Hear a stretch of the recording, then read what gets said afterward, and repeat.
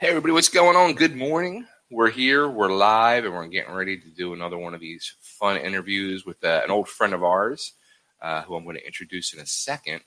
But today's episode and all of our episodes don't happen unless our good friends at Next Tone Brandywine give us their support like they do. Dan Peasy is a longtime friend of mine. Him and his team of professional realtors, they do provide guidance, knowledge, and information, whether you're a buyer or seller. Go to nexttonebrandywine.com for all the details, to contact an agent. They do service Philadelphia and the surrounding counties, but they do handle nationwide referrals because there is offices in 48 of the 50 states. Be sure to ask for the NH5 listing special, or you can call them directly at 484-364-4862. That's 484-364-4862. Go to nexttonebrandywine.com and make sure you tell them Totally Driven Entertainment sent you. And here we are, another old friend who, last time we talked, we did one of these, was before this whole video thing that we did. It was before a pandemic, and we found out we had like this whole world of things in common. So we're going to find out if they're still in common. Let's welcome the man, the myth, the legend himself from the Silencer, Mr. Charlie Corletta. Charlie, what's going on, buddy? What's up, eh? I've been good, man. How you been? Doing good. With these circumstances, I'm doing damn freaking good. How about that? Yeah, that's what I like to hear. And you know what, dude? That's kind of what I've been hearing across the board with most people, is that they've been doing actually relatively well given the circumstances. They found new ways to be creative, new ways to connect with old friends and people they haven't spoke with in a long time. So it's really inspiring to hear that, and I'm glad to see that you're doing good. I heard that you moved out of Philly. Now you're in a new spot, so congratulations. Thank you. Yeah, man, it's the one thing I never would have thought I would have ever have left Philly, but I did, and it was the best thing I ever did, and I'm loving life in Nashville. Yeah, dude, that's awesome. We were saying right before we got on here, I too love Nashville. Great place to tour, great place to hang out, and we do still have some things in common, because just like you, after we spoke in our initial interview a couple years back, I also moved out of New York. Not too far. I just moved to like Central Jersey area. And it's just a nice, slower pace. People seem to be a lot nicer. It's just a little bit more laid back. I can focus a lot better now on all of my endeavors, whereas when I was in New York, there was just like a lot of static around you. You know what I mean? There's a lot of noise, a lot of people. People just go, go, go. Now I get to take a step back. I get to relax. And it seems to be benefiting very well. So Nice. Well, one of the things I saw that you were involved in, I don't think you were involved, when we talked a few years ago, was the School of Rock. Yeah. So as a matter of fact, when we had spoken, I had just pretty much left School of Rock, maybe about a year before we had spoken. But I was involved with Somerville School of Rock, as well as two other School of Rock franchises back in the day. I was a music director and a drum instructor and vocal instructor. And then I reprised my role when I was getting ready to make the move to Central Jersey. Now I'm only a couple minutes from the actual school, and I picked up right where I left off when I originally left. I'm a music director. So actually our kids, which is awesome, during this whole pandemic, they had no ability to play shows. So Right. for anyone who's not familiar with School of Rock, it's a performance-based after-school music education program. So our whole goal is to get you, the student, to come into our school, take lessons, but more importantly, get involved in our performance program, where I link you up with other bandmates, and we create like these little bands so you could do a big performance at the end of the season. Now, with the pandemic hitting, we didn't get a chance to have our seasonal show. So what I ended up doing was I just rolled out our seasonal show from let's say it started in January. I just rolled it out all the way until September, and gave them like double the amount of work and double the amount of songs. And I literally met with each and every kid. So we're talking like maybe 40 kids in total, once a week, individually, one-on-one through Zoom, so that I could see their progress. I could see how their playing developed, make sure that they were on top of their material. And we literally just this past weekend finally were able to have an outdoor gig for our kids. I know the parents were stoked, the kids were excited, and you know what? Everyone got their money's worth, which is like the most important thing for me as a music director. I want to make sure the parents are happy, that they get their money's worth, that the kids are growing and becoming better musicians. From what I've been hearing, a lot of the schools didn't do that. They either just live streamed the kids' shows, or they just like kind of gave up entirely. Like they threw their hands up and didn't know what to do. And Yeah. me personally, I was like, dude, like we have Zoom. Like this is so easy. I'm doing nothing all day. I'm stuck in my home. So I can literally meet with every kid every day for 30 minutes and get them locked in. And you know what? It really paid off. And to be honest, Bay, like it's the most rewarding job I ever had. And I'm finally in a spot where my entire life revolves around making money with music. So that's all I've ever wanted. So I couldn't ask for awesome. I couldn't ask for a better life. Dude, you know, that whole School of Rock thing, like, I'm so envious of these kids today to have that opportunity. Like, dude, when I was a kid, if there was something like that, my God, like, you know, when I was going and taking guitar lessons from, you know, little corner music stores, and, you know, they want to teach you, like, you know, Mary Had a Little Lamb and Twinkle, Twinkle, Little Star on guitar. And I'm like, no, I want to hear, like, freaking, I Want You from Kiss or something. Like, what are you doing? Yeah. And that's our whole motif. And that's the whole premise of School of Rock as a whole.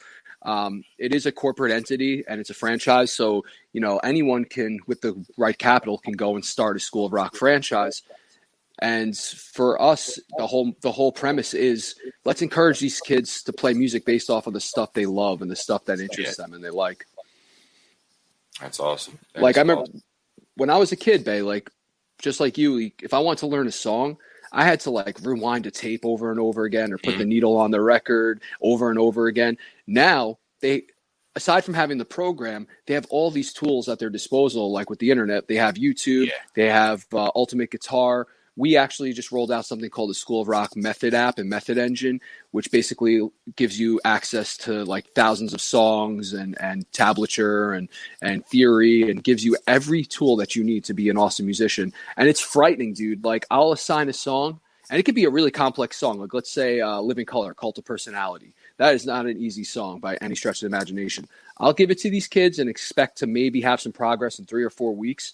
And within like a week or two, they have the song nails, like to the point where they could they're almost ready to perform it live. So it's like, wow, man, kids are learning and growing and evolving exponentially at a rate that you and I could probably never have fathomed when we were at that age. Yeah. It makes me excited for the future of rock music. You know, the rock world and the metal world has been, you know, on the down low the last so many years, you know, with this whole hip hop explosion and in the forefront of the music world. But I think, you know, the future with these kids coming out of these schools of rock is going to be the future of music again. 100%. I've been saying that for years now. And the kids that I have in my programs that are like ultra successful in the program tend to go on and be ultra successful when they get out of high school into college, being whether they're session musicians or playing in their own bands. They kind of learn all the tricks of the trade. And because they're exposed to so many different styles of music, like I just don't focus on classic rock or alternative rock. I will give them everything from Motown, funk, R&B, classical, nice, all the way up to like the modern active rock stuff, and you know, all the classic metal stuff and everything.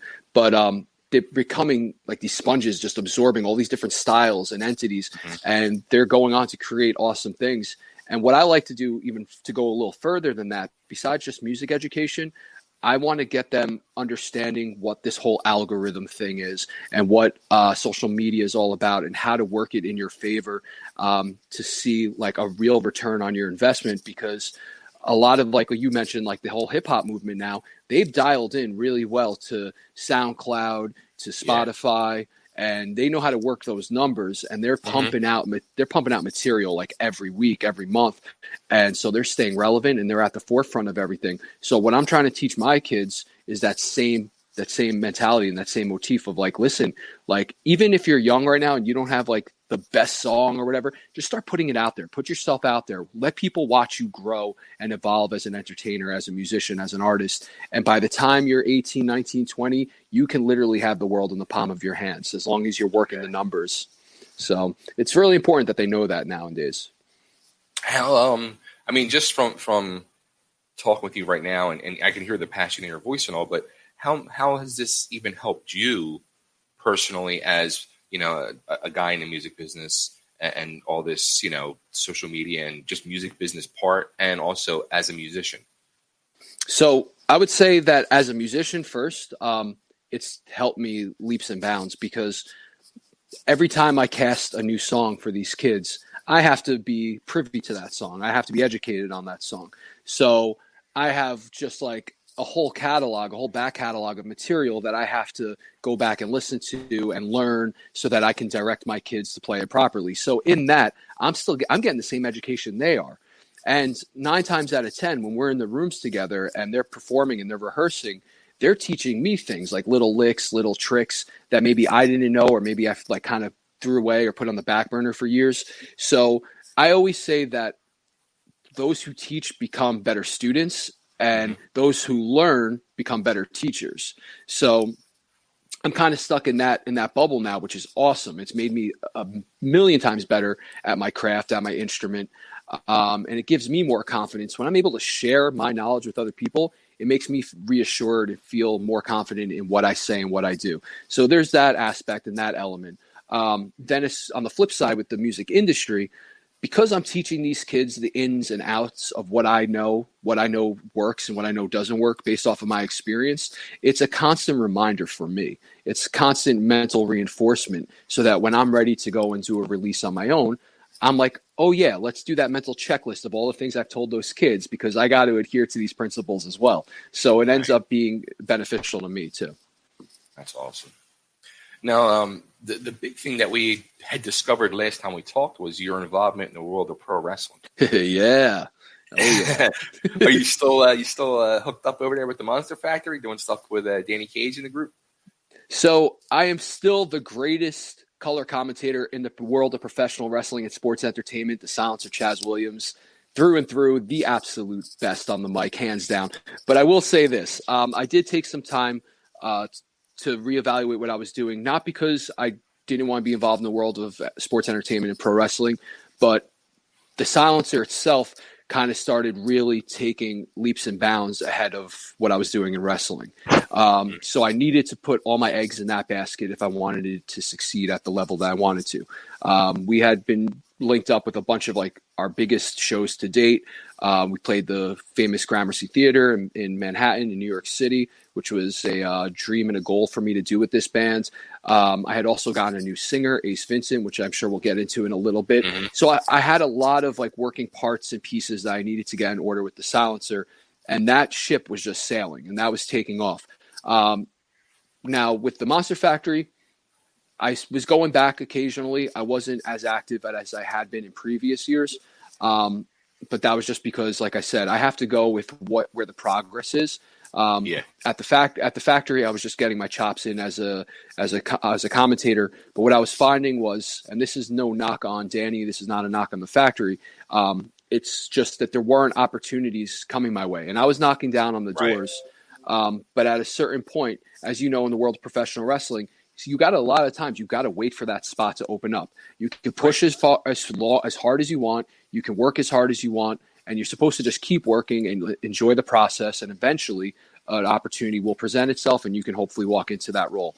And it's funny because all my peers and all my best friend and some of my close people have gone on to do huge things in the world of professional wrestling since we talked. My best friend Damian Priest is now your North American NXT champion for WWE NXT.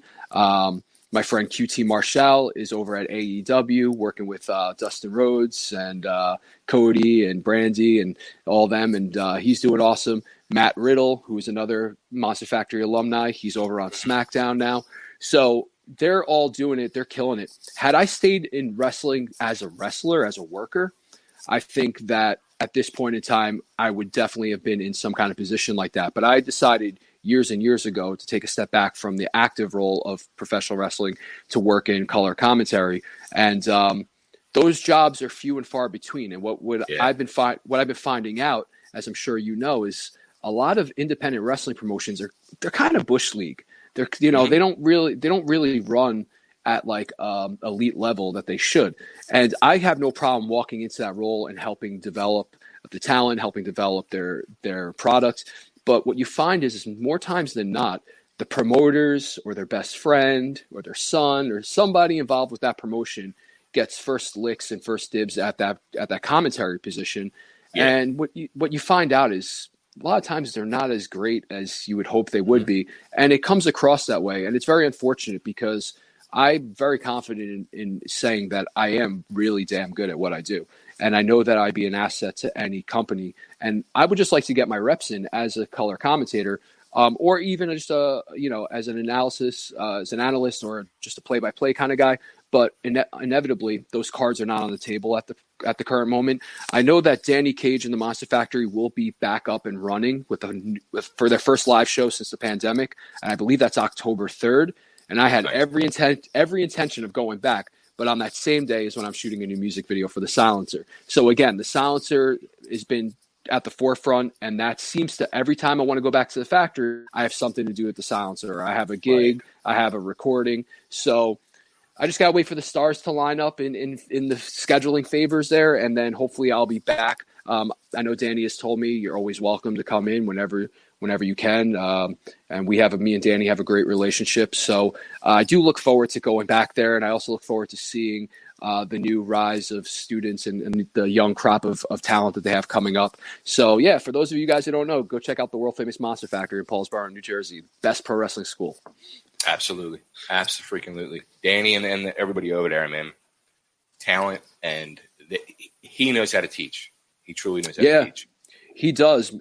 He has a real, I don't want to say old school approach, because me and him came up in the old school approach where they kind of broke you down, hoping you would quit. He's got the old school approach in the sense that he's a true coach. And he's a true mentor. He doesn't tell you what you want to hear. He tells you what you need to hear, whether you like it or not. And there's people on two sides of Danny Cage. They either love him or they hate him. There's not a whole lot of in between people there. So those who love him and listen to him and take his advice, they go on to do some pretty great things. The ones who act, spoiled or entitled, they don't really go anywhere, or they get to a spot where they have that opportunity and they blow it. So I always encourage those who do go to the school, no matter how much he gets under your skin sometimes, no matter how much he's driving you and pushing you and does things or says things that may contradict each other, trust the process and trust in him. And I promise you, like I said, man, Damian Priest, Matt Riddle, QT Marshall, that's just to name three of the current guys. Cody Vance is over in AEW. We have so much talent that came out of that pool that are all at the top of their A game now, and they're making money and they're being successful and they're on TV. So yeah, man, Danny's the man. He's a great coach and a great mentor. Absolutely. So that's going to lead us. You touched on it already. Let's get into this whole silencer world, because things have changed since we spoke last. And the one big thing that really kind of surprises me is you yourself, you were the lead vocalist / guitarist. You took a step down from the lead vocalist, and you have a new singer in there, Ace Vincent. What really, I mean, that's a big move. What went in your head to make you want to pull the trigger on that? And how long of a process? Was it a struggle? Did you go back and forth with yourself, fighting? Yes. And what did the rest of the band say when you made the decision? Yeah, so to get into my head is a scary place. So basically, I was riding that train for a long time. I had been a lead vocalist in a previous band called Julius Caesar, and it's kind of a mixed bag of answers here. I'll try to keep it as short as I can. It all started when I was in Julius Caesar, and I actually injured myself screaming. I actually gave myself a concussion, a full-blown, car accident style concussion, where it altered my sense of reality. It altered my mental health, and I had no idea. And I went undiagnosed for the better part of 2.5, 3 years. I was getting these chronic headaches, dizzy spells every day, mood swings, full-blown rage out of nowhere, full-blown depression out of nowhere. Could not figure out what was going on. So I finally went through a full spectrum of tests, and I went to a neurologist, and they finally came back. And after they looked at some scans of my brain, they're like, you have some gray matter there that looks indicative of having a concussion. And I explained to him the whole situation of when I remember. I'll never forget it, dude. I was in a rehearsal, and I screamed as hard as I could. I was really stressed that day. I didn't warm up, which is something that I always would do, because being a metal vocalist is much like being an athlete. You have to get your reps in. You have to warm up. And I did none of that. I just went right into it, full-blown scream, and it felt like someone just smacked me over the head with a baseball bat as hard as I could. And it was after that my life just started spiraling in a weird way. And it was and it was happening very quickly and very dramatically.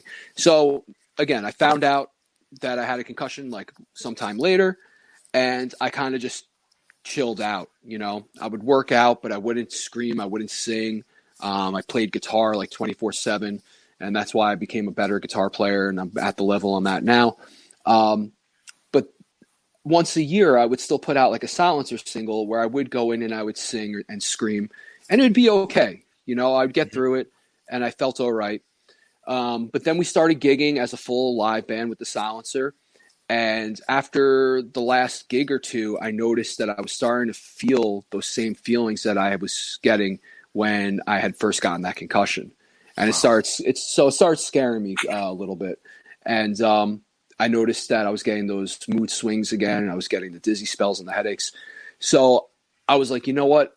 I don't want to ever go through that again, because it was such a long journey of just like unsettled feeling and just not a good feeling at all. So I was like, all right, I need to reevaluate what's going on here. Now, those who do know me and know the Silencer know that I wear pretty much all the hats in that band. I'm the producer, I'm the writer, I'm doing the bookings, I'm doing the managing, I'm doing the ad campaigns. It's my project, and I have my guys who are willing to work with me. So I was already doing everything to begin with. Now, when you throw that extra pressure of being a lead singer on top of everything else, being a lead singer in a rock or metal band is by far one of the hardest things you can do when you're doing it right. So I was like, I can't just have this on my shoulders anymore. And I'd been toying with the idea for the better part of a year or so, but I didn't tell anyone. I just kept going through the process. And it was funny. My bass player, Dave, who actually left the band at the tail end of 2019, he had been in a band with this guy, Ace Vincent. They were in a band called Another Day's Armor back in the day. And I had gotten linked up with Ace through Dave because of Dave's wedding. And by just going to different shows, we'd see each other out there. And he would always throw his name in the hat of, hey, man, if you ever want to do a project together, I want to really sing again, because he was out of that band, Another Day's Armor. And I got to know him, and I watched some of his videos, his music videos with that band. And he had great charisma. He had an amazing sound, phenomenal range. And when I would put his voice in my head to my music, I was like, oh, man, that's the missing link. That's everything I wanted this band to ever sound like. And I feel like I'm a good vocalist, but I have a very distinct sound and style, but I wanted something a little bit more beefy, or a little bit more consistent for our sound. So I just hit him up one day. I was like, hey, dude, remember you wanted to do a project? I was like, well, what do you think about signing on with the Silencer? And he was like, something along the lines of, I never thought I couldn't wait for you to ask, or I never thought you'd ask, kind of thing. So he obviously was on board. We tried him out, and the things that he did that were his own to my music and my stuff, we all looked at each other in the rehearsal room that first day, and we're like, yep, that's the guy. And we went into our first show with him at the Gramercy Theater in Manhattan. Sold out show with this death metal band Nile that we all look up to, and Ace killed it. He did his own thing. He was very comfortable, and he brought a whole new sound and element to us. And it's honestly, in my opinion, Bay, I think it's the best thing that's ever happened to this band. We had a string of shows after that were ultra successful, and each show the crowd response just got better and better and better. And I noticed that he was not afraid to jump in that crowd, to actually jump in the pit with his microphone, which a lot of singers you don't see do nowadays. Right. He's got this he's young, but he's got a kind of old spirit to him, which locks in perfectly with me, because I'm from the old school. And it just worked out really well. And we were able to finally get in the studio and record some new music with him. And, dude, I could not have been more proud and happy. That's awesome, dude. Now, do you still it's funny because I think I noticed this in the new video, Beliefs, where you're still Are you still singing along? Yeah. So, all right. So I guess the cat's out of the bag. I don't even know if Ace knows this yet. If he's watching, he's gonna be like, "What the hell?" All right. So, yeah, I don't sing at all, and it's funny because you would think that I'd throw a backup mic to scream and sing or whatever, but I want the attention to be on Ace. Like, he's our front man, he's our vocalist, I'm our guitar player, so I'm okay with taking that back seat and just doing my thing, chilling, playing guitar. Now in the music video, you see a spot or two where I'm like kind of screaming behind him. I didn't actually record any screams on the record, but I did lend my voice to the vocal harmonies in the clean singing.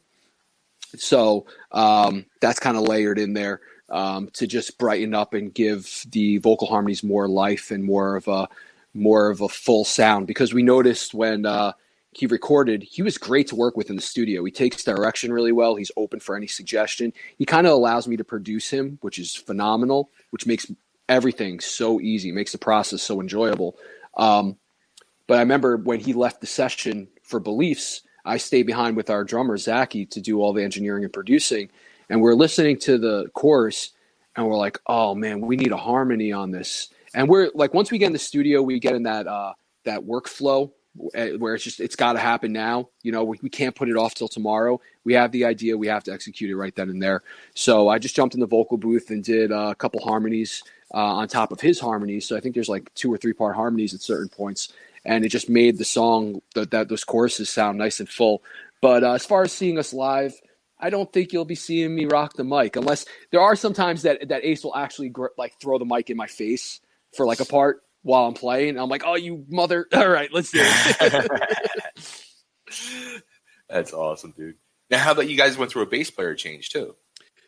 Yeah. So when it rains, it pours, man. It's like, and I think most bands would have probably buckled under this pressure because it all happened around the same time. So we get Ace, who's really good friends with our old bass player, Dave. So we're like, awesome. We got brothers in the band. We're all close. We all know each other. And then Dave pulls the trigger saying, hey, man, I just got married. I got another band, which are like my best friends, my brothers from when I was a kid. The Silencer, I really love. I don't want to leave, but I can't afford the time to like be there in the capacity you need me. And he's like, I don't want to hold you back. And he kind of felt like he was starting to hold us back because there were certain commitments like rehearsals or studio time that he couldn't make. Right. So he manned up and was just like, hey, I got to step down. But what's awesome about Dave, and I love him for this, is that he held up and adhered to his commitments for the end of the year. So we had 3 big shows lined up, and that was so perfect because he was able to transition Ace into the singing role, have 3 really tight shows, and then bow out in the wintertime so we could focus on writing and recording. So in that time, we were scouring for a bass player, and you know what? That was the hardest thing. Everyone would have thought that finding a lead vocalist would be the hard thing, but we just got really lucky and blessed having Ace, having an experienced frontman. But finding a bass player was hard, and we kind of were racking our brains, and my bandmates had a couple people in mind, but honestly, they didn't fit the bill for one reason or another. Whether I'm a firm believer of the total package. You need to have the sound. You need to have the sound. You need to have the look. You need to have a certain personality. And for whatever reason, one or more of those things weren't connecting with me with some of these people. And then finally, we got me and Greg, my guitar player, who had been in a band previously about like 15, 16 years ago. We were like, hey, did you see that our friend Ray's back on Facebook or whatever? And he's like, yeah. I was like, oh, damn, dude. Like, why are we not asking Ray? He was our bass player in our old band. So let's just see. Let's throw it out there and see if he's interested. And he lives in upstate New York, and he was like, yeah, you know what? I'm down. Like, I loved playing with you guys when we were kids. So he jumped on board, started teaching him the material. Then the pandemic hit. So it was, he had only like 2 or 3 songs under his belt that he had learned. And the whole goal was to be playing all summer because we were scheduled for this Blue Ridge Rock Festival out in Virginia. It's a 3-day festival with like the who's who of the world of hard rock and metal. Like if you can think of a modern metal or rock band, they're playing this festival. And we were a main stage band, which is going to be our first real big billing. And pandemic hit. So we're just like, all right, Ray, here's what we're going to do. Just keep working on the new stuff. We're going to eventually shoot this music video. And when I tell you that dude killed it in our music video, like he was going hard in the paint, like headbanging and going nuts. And that's what I was looking for, was that guy who is a good player, a great dude to be around. And when the red light's on and the camera is rolling, he makes you feel it. He makes you want to have that energy. Right. And yeah, dude, Ray is an awesome addition to the band. And he's a unique spirit. He's a really cool dude. That's awesome. Now, the video, the new single, Beliefs, and I remember this about your other videos too. Your videos are always so freaking awesome. So like professional. You know, thank you. It's something you would have seen on MTV Headbangers Ball, you know, in the prime days of Headbangers Ball. And that's what I love. I love seeing it, and I love even on this one you did a whole like behind the scenes video to really see all this stuff, which was really super cool to watch. But the video itself, like the first thing I said to myself, where the frig did you guys find this castle?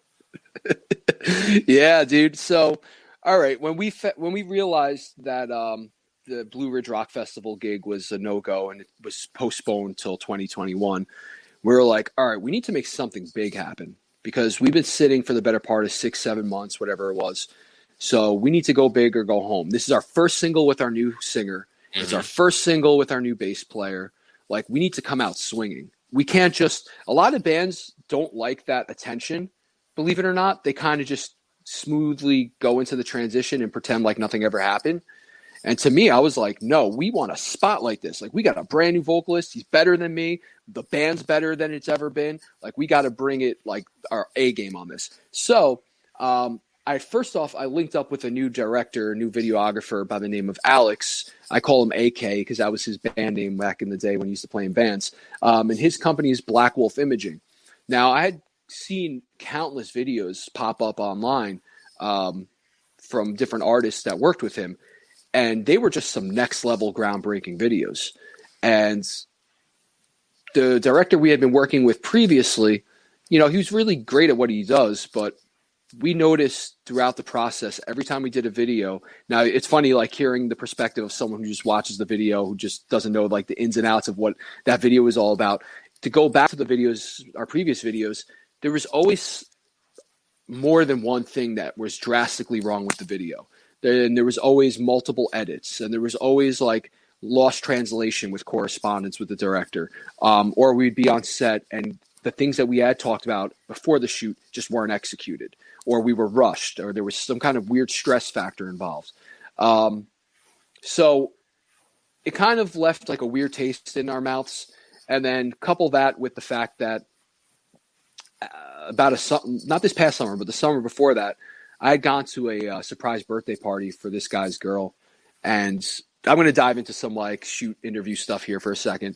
And so I went to this surprise party for this girl, and throughout the course of the night, out of nowhere, in the blink of an eye, I became like a total monster. Now, we'd all been drinking and hanging out, and I don't remember anything that happened. Long story short, someone had slipped something in my drink when I was there. Sure.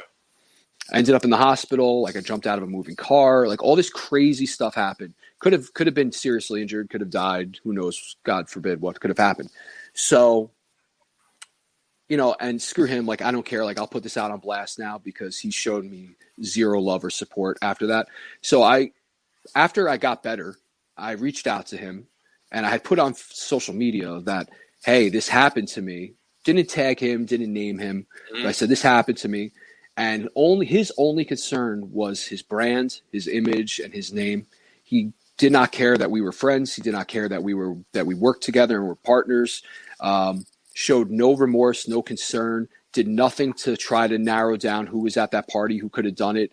His whole thing was like, nobody could have done that in my place.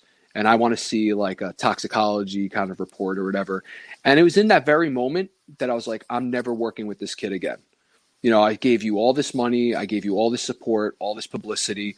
I was your friend. I treated you like a brother.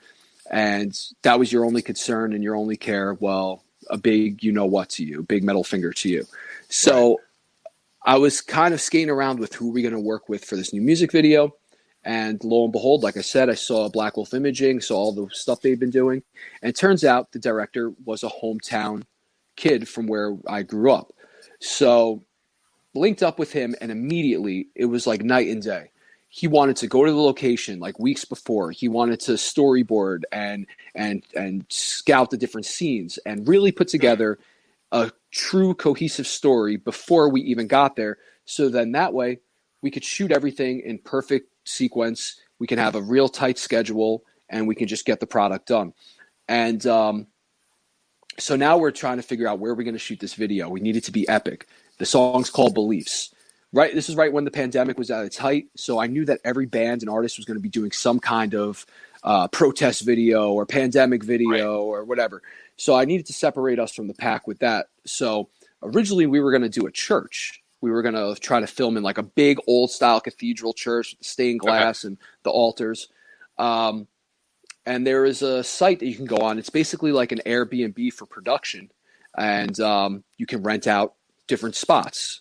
And I saw this church, and it was awesome, but they wanted like $500 an hour with like an 8-hour minimum to rent.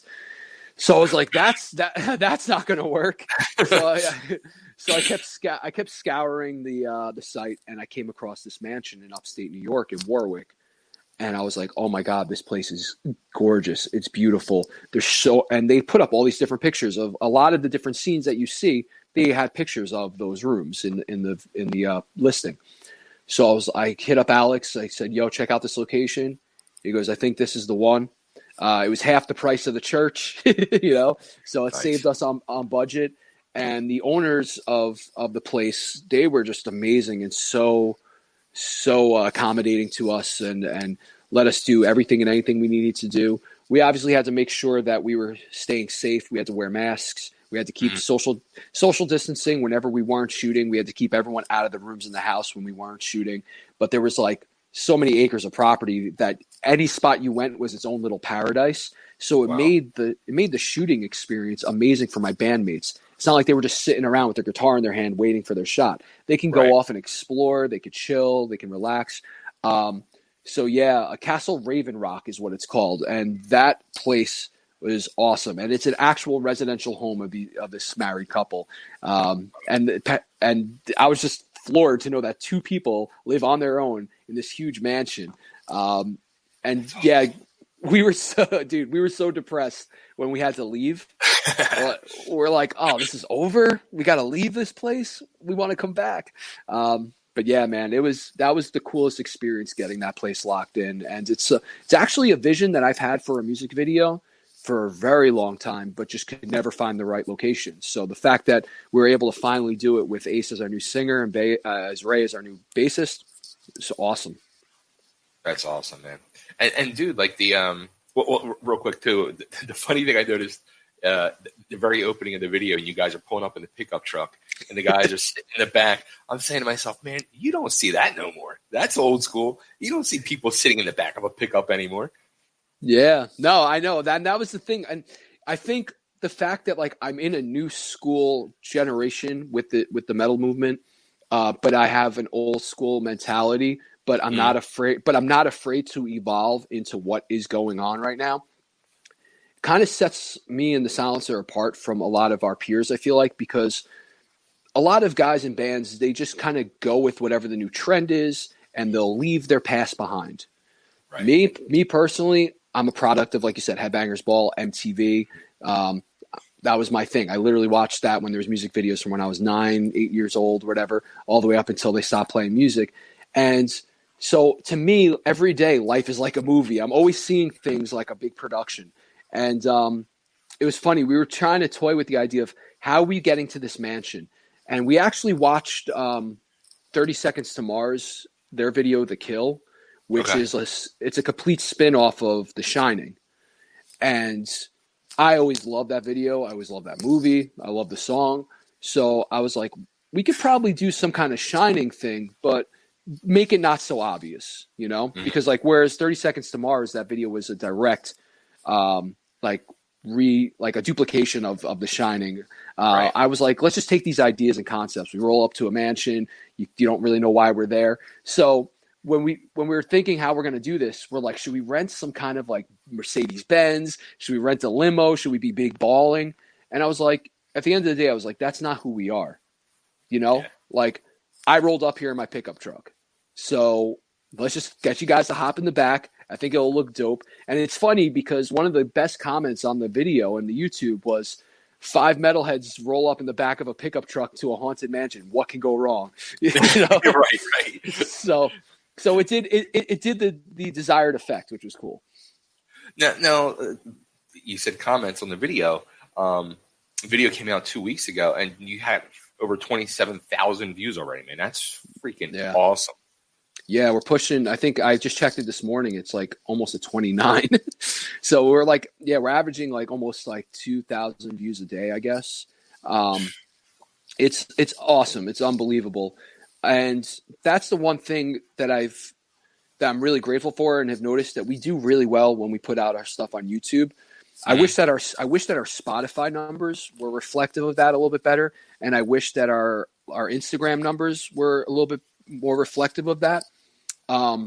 It's just weird and funny to see how the algorithm works for Facebook, Instagram, and how placement works for Spotify.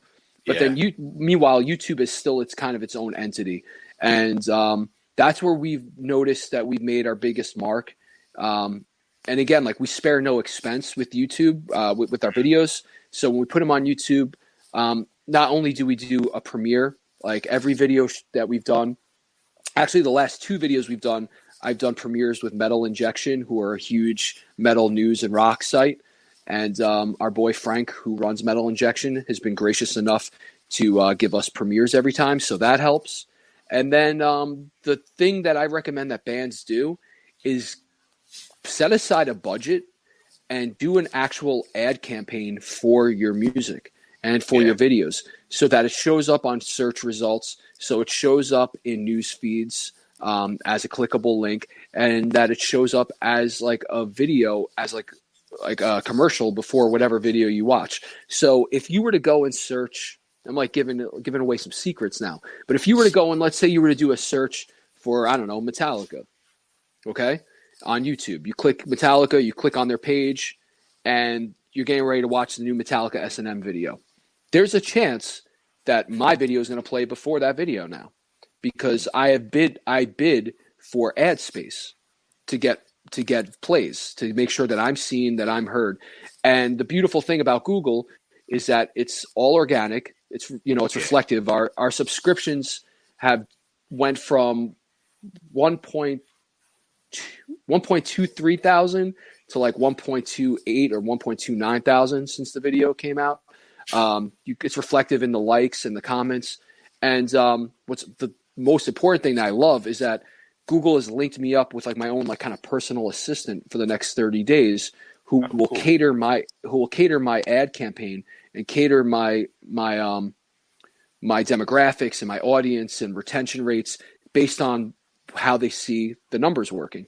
So if they see that I put our video up and it's being broadcast out to all these different demographics, they might notice, they'll go in there and be like, all right, people who like extreme sports, they've been watching your video. But people who like tennis, they don't like your video. So let's take them out of the equation and let's make room for more of what works in the campaign. Right. So I think if more bands did that and didn't just throw their music up there and didn't just put a music video out there, just hoping it's going to stick, they would actually see a much better return on their investment. Whenever we do a music video, our Facebook numbers go up, our YouTube numbers go up, our Spotify numbers go up.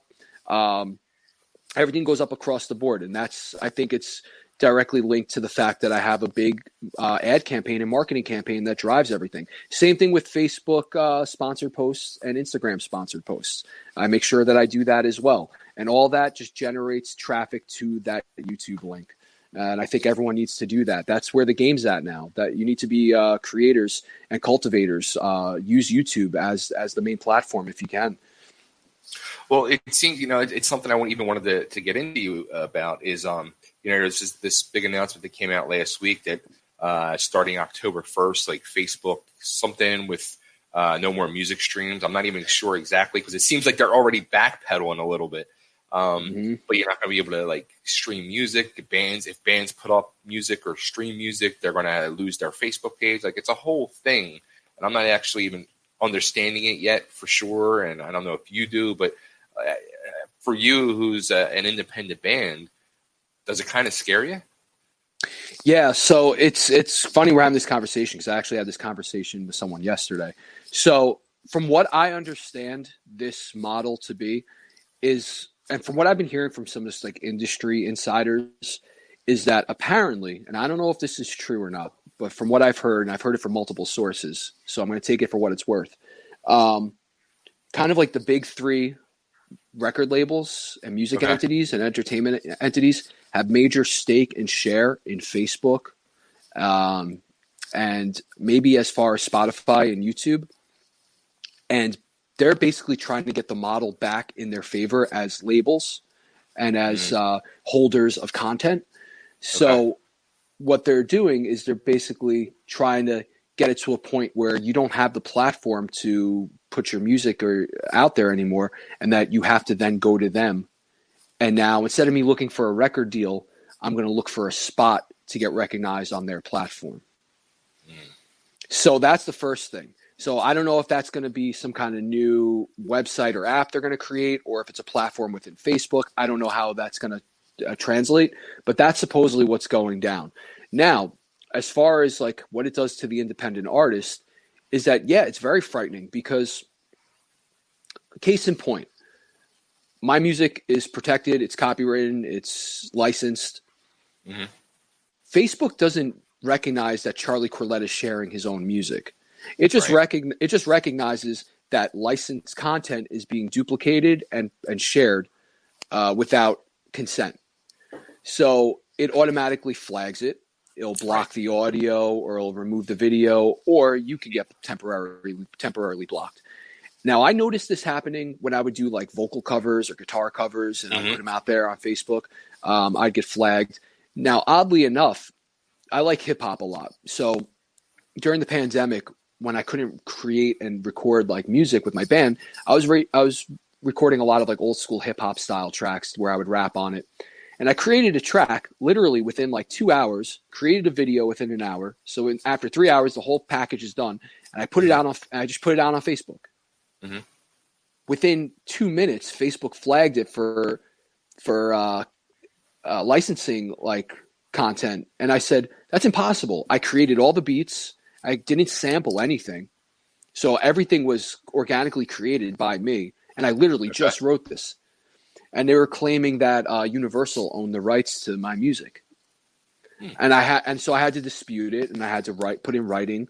I said, this is all original content. I even like took screenshots of the time logs. I was like, what the hell are you guys talking about? So they're obviously still trying to work out some things with all that, but it was very odd to see that happen to me in that regard. But again, it is frightening because if I go and share my own music and it's licensed and it's protected, all of a sudden Facebook can just turn around and be like, you can't share your own music, which is ridiculous. But again, there's an obvious monetary reason why they're doing this. There is some kind of end game and some kind of end goal, because right now it's kind of a free for all. Yeah. Independent artists don't need labels anymore. I'm able to produce this killer music video and have my shows be packed. Like, it's very rare that the Silencer plays a show where there's no one there. We had one of those in the 3 years that we've been playing live. And it's all because we know how to maneuver around the new way of doing things, the new platforms. So like I said, the big three are coming in. They're trying to kind of monopolize on everything. And on top of that, Facebook, aside from whether or not they're in cahoots with Facebook is getting heat from the record labels saying, hey, man, you're letting this person distribute the music. Now, it's funny with YouTube. I can go right now and put a guitar cover up of like Boston, right? Like I could do Peace of Mind and put it up there. And YouTube will just say, it'll say that you cannot monetize this video. You can't make money off of it. It's licensed to someone else, but basically congrats, you put up a video. That's, in my opinion, I feel like that's how the model should be. That's just the way we're living in. But you still have these big fat people, like these big fat suits, the people who made all their millions off the old model, the old industry, who still want to keep a hold on that. You still have it's funny because I think people were giving heat to Lars Ulrich of Metallica, right? Like with the whole Napster thing. Yeah. I don't know what his stance is. I know that they backtracked on that. Now they love streaming and they put out free videos every day for you to watch their concerts. But those old school cats, I don't want to say him directly, but those old school cats are still stuck in that old model, and they're clinging on for life to any remnants that they can. And it's kind of, at the end of the day, we're in a period of time in the music industry where there is a revolution going on. It doesn't feel like it. It doesn't feel like it because in some regards, it's a struggle to make yourself seen and heard. But at the same time, it's really not. If anything, you have way more opportunity, way more platforms to get seen and heard. The only thing that sucks is that person-to-person, like physical, tangible interaction is kind of removed. So that makes it more difficult. I recommend for bands to just, when this whole pandemic's done, I know the world's going to be changed for a little while, but when we can get back to full-blown live shows, I recommend that people stop relying so heavily on the numbers on social media, even though that's where the game is going, and just get out and meet every single person, and don't be afraid. That's how we've been successful. That's how all of my bands have been successful. It's always been through word of mouth. It's always been through me treating every single person I meet like I've known them for years and truly appreciating and valuing the time that they give me and the energy they give me. Too many people take the easy way out. It's so easy, dude, to post a video, to post a link, and just click the thumbs up and the hearts and the little emojis. Yeah. But where's the person-to-person interaction? It's gone. Even just commenting. What does a comment really mean? However, if you see me in person, I look you in the eye, I put my arm around you, you feel that. There's some real tangible there. And so I strongly urge people to play the game, get educated as much as they can on what the new model is, and try to work it the best you can based off of what you're knowledgeable about and what you're educated about in regards to the new model. And just get your butts out there and play live and meet everybody that you possibly can. Tape trading was successful back in the day. Flyering was successful back in the day. Okay, maybe you're not going to give them that tangible, but you become the tangible. You got to give everyone a little piece of you in order to survive in this game right now. Absolutely. So going forward, I saw you guys are already to get ready to do the next video and single. Yeah, the fall, which is oddly enough going to come out in the fall. That was not meant to. Yeah, it wasn't even meant to be. But yeah, so in about 2 weeks, we're going to head out to Brooklyn, New York, and we're going to be in Greenpoint, and we're going to be shooting a new music video for the fall. This is the second single to feature our new singer Ace and our bassist Ray. And another kind of cool concept. When I first met with you and talked in regards to the release for Within and Die Trying about 2 years ago, on the table we were promoting suicide prevention and anti-bullying. And that is something that will always stay with me. It's not just like a fad or a once a month thing. It's an everyday thing. It's something that I instill in my students. It's something that I instill in my friends and family. So one of the things I noticed that isn't talked about as much as it should be is the astronomical rates of suicide in young men. A lot of times we're told to kind of buckle down, to man up. And, I know the stigma is changing, but there is still a stigma there where men are told to be strong and stay focused and work hard and be there for whoever and kind of keep your mouth shut. And mental health doesn't discriminate. It affects who it's going to affect, and that's it. And whether it's based off of just genetics or it's based off of life experiences that have triggered something, depression, anxiety, suicidal thoughts, this is all real stuff. And I've had a lot of friends that I've lost because of it. And so especially now with the pandemic and all this isolation, I feel people need now more than ever to feel some kind of identifier, to be able to identify with someone else who recognizes that this is an issue. So the whole premise of the video is going to revolve around a young man who life's just dealing him bad cards. And the whole premise is that at some point he's considering taking his life, which kind of plays off of what the Within video was. But Within was kind of geared towards a younger fan base, younger crowd. He was a young girl, a teenage girl, whereas now we're going into adulthood with young men. And the whole goal and premise at the end of the video is that there is a reason to live. There's people who are there for him. And that's the message that we want to translate, which falls in line really nicely with Ace's lyrics. We basically talk about so many words like, you know, you have to brace for the fall because inevitably everyone in life will have that moment in time where you fall. And it might happen multiple times, but it's how you get up. It's how you persevere. It's how you put into action this positive mindset where you're going to like pick yourself up, or you're going to allow others to help you up, and you're going to rise to another level. And so given the content of the lyrics, given the state of affairs in the world, and given my personal beliefs and stance on all this, we want to inspire people that, you know, life is worth living and that there is light at the end of the tunnel, and let the men of this country know that you are not alone. Like, we've all probably at some point in time been through it. We just don't always talk about it. Right. Now, are either of these two singles, are they going to be just standalone singles? Is there an EP or a full length in the works, or? Yep. So there is an EP that we had announced right at the beginning of the pandemic that we wanted to release. The EP is going to be entitled Curtain Call, which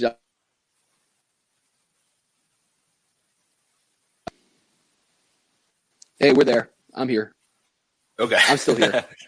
All right. So the EP is going to be titled Curtain Call. And I'm a huge wrestling buff, right? So, you know, remember the Curtain Call in Madison Square Garden? Mm-hmm. So it's kind of I kind of thought that would be cool to call it that. The imagery kind of reflects back on what the last couple of months have been here in the world. But yeah, so the plan is to have a full EP, but we're taking the model and the stance that the CEO of Spotify talks about: release singles. And this band has been a single-driven band since day one. The only mistake that we made was we would release a single like once or twice a year, whereas now we're trying to release a single over the next 2 or 3 months, like in a row, take a break, finish the EP, then release another 3 singles. So there will be an EP called Curtain Call, and those 2 singles, Beliefs and The Fall, will be a part of that EP. And then hopefully that will carry us into 2021, right before we're supposed to perform next September at Blue Ridge Rock Festival. That's like the big end goal for us right now, is to just get out to that big festival. So we got to keep our fingers crossed. Awesome. Dude, this has been always a pleasure talking with you. Yeah. We could go on for hours and hours. I know. We didn't even talk about the state of affair in the world of professional wrestling. Ugh. I could have. We might have to do a separate show for that one. I'm down, dude. I'm always down to talk with you. You know, it's always a pleasure. You always bring like your A game when you're talking with me. I'm just always impressed and honored that you take the time, to like actually care about what we're doing and be educated on it before talking to me. It's like such a breath of fresh air, dude. And that's why after our first conversation, I was so impressed. And the fact that I'm talking to Chubby Dudley, just like a whole nother level, like, you know, I kind of mark out a little bit. The old ECW fanboy in me marks out for that. And again, Bay, dude, I couldn't be more thankful and feel more blessed to have met you over these years. So thank you so much, dude. Dude, I feel the same way. You know, I remember like when we talked that first time, like after that interview, like I had such a good feeling and vibe, and I was just like, I made a real true new friend. Hell yeah, dude. That's what it's all about. And that's like what I was saying, man. It's all about like that real connection. You know, that's the only reason I still do this is for the opportunity to be able to meet amazing new people with like minds. Yeah, absolutely. By the way, just congrats. I saw that you have Carmine Appice coming on. Yeah, man. Thursday morning. It's you know, the fellow Italians here. I got to talk to them a few years ago, and it was an amazing thing, and I can't wait to talk to them again Thursday. Awesome. I'll be checking into that one. Yeah, absolutely. All right, so where should we send everybody? Where's the best place to go to find everything on the Silencer, to see this amazing video, to check out this castle? All right. So if you want to see the video for Beliefs and the behind the scenes documentary that we put out, you can check that out on the Silencer TV on YouTube. Make sure to subscribe to our channel, the Silencer TV on YouTube.